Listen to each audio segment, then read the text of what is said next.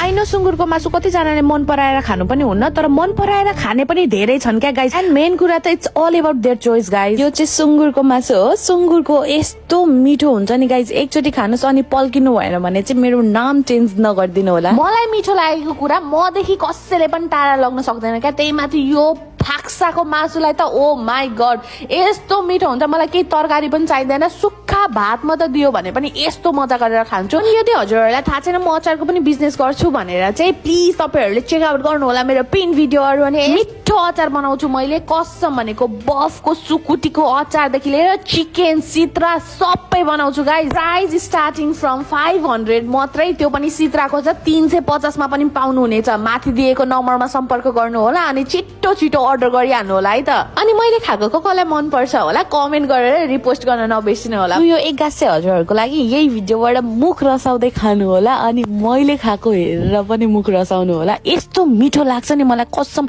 यो फाक्साको मासु चाहिँ मेरै लागि म त बनेको हो जस्तो फिल आउँछ क्या। यति धेरै मिठो चाहिँ कसरी हुन्छ क्या गाइज। बाई।